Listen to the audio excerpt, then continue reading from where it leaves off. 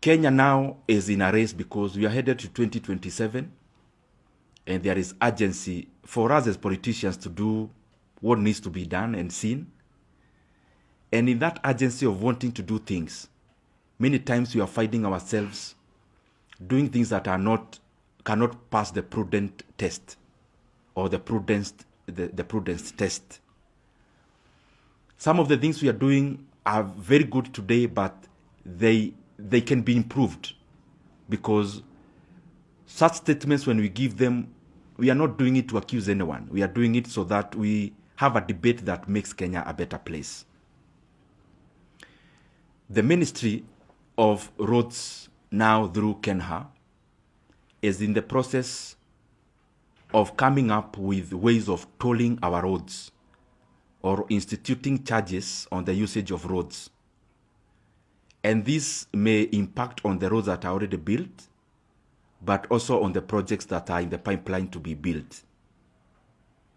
Roads infrastructure plays a critical role, but we have to always look at the cost of usage of this infrastructure. Of note is the road from the one we know is called Rironi Mau Summit Road, or Nairobi Nakuru Mau Summit Road, others may call it that way.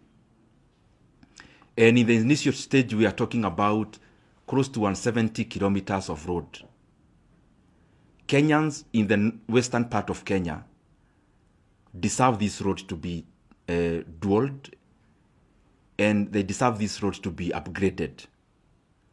But it will not serve our economy when this road is packaged as a business model. This road, when we continue now instituting tolling, like what we want to do on Rironi Mau Summit Road, what we are basically doing is increasing the cost of doing business.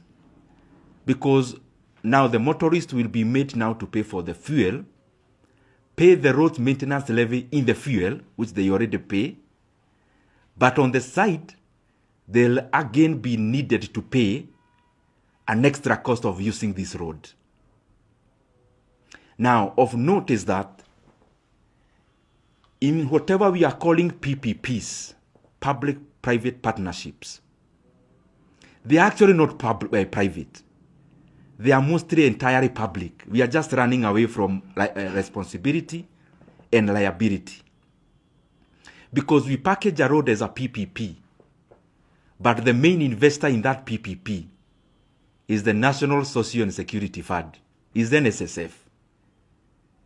We have now gotten into a road where, and a slippery one for that matter, that anything consequential you see happening in Kenya is actually workers' money. The other day I raised about the issue of Talanta board.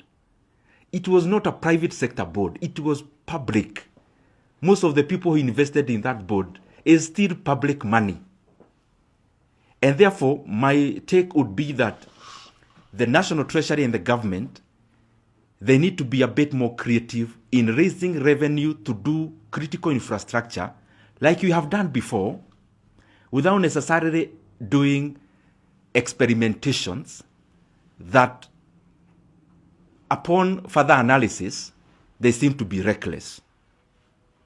This road will cost Kenyans over 175 billion shillings, meaning per kilometer of road is 1 billion shillings. Why can't the government look at other avenues of raising money? Some are very low-lying fruits. The government of Kenya has a 35% stake in Safaricom. They can easily sell 10% of Safaricom and get 100 billion shillings, build and expand the road from Nairobi, Nakuru, even all the way. Expand it without making it a tolerable road for Kenyans to pay to use. And in that respect also, when we invest our own money, then we diminish the cost of doing business, because whoever does, let's say, importation of commodities headed to Uganda, they have to do comparisons between our Kenyan economy and using, for example, Dar es Salaam and other ports that are around.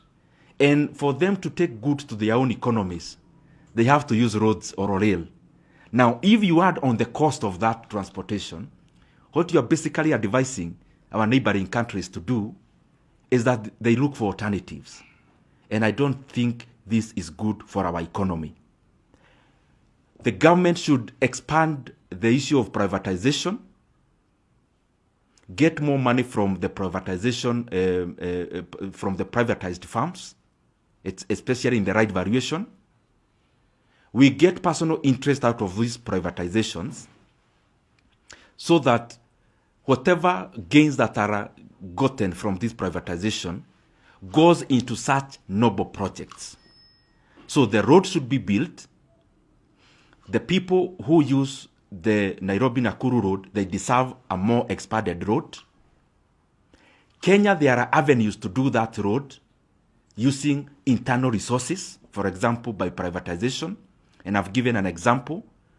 A 10% of Safaricom at the right valuation would give us the money we need to expand the road, even not 170 kilometers, even further.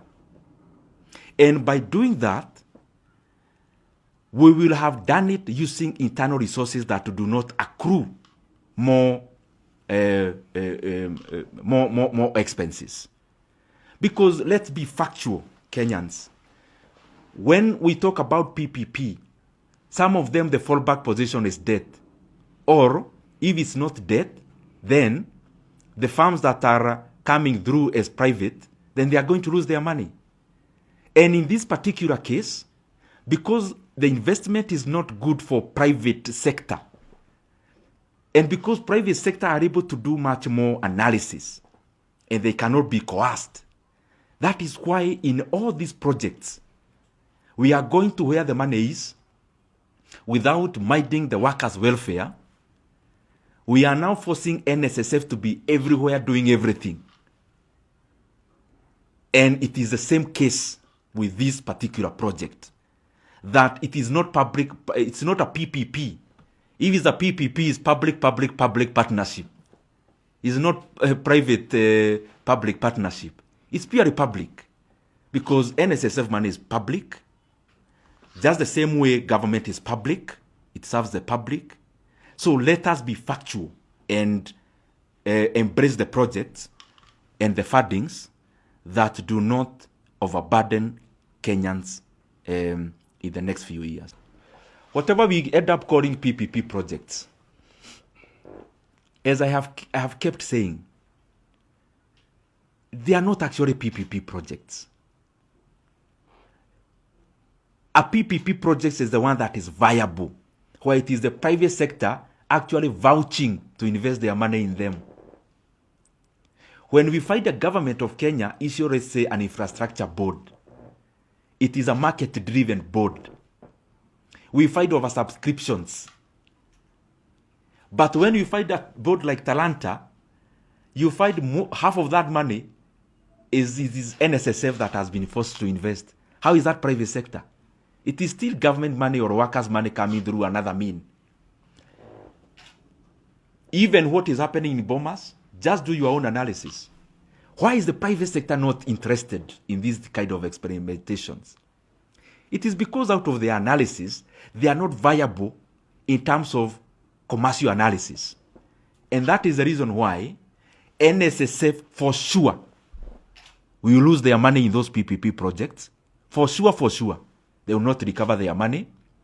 But even the bigger element is that, why would the government force NSSF to invest in a road, knowing they will never recover their money, while still the government can optimize the resources that we have, invest in this road, and Kenyans can use it for free? Why can't the government do that? Why do we need to do all these kind of experimentations? And when we do it, when we fund it as Kenyans, it's cheaper. If you look at now per kilometer of road in the expansion of the road to Nakuru, it is over 1 billion shillings per 1 kilometer. It is over 1 billion shillings per kilometer. Why? Because finance cost has been loaded into this project. And finance cost will end up being more than the money that is actually going into the road. Why do we need to do that when Kenya has assets, while Kenya has alternatives of funding these roads without necessarily making them tolerable?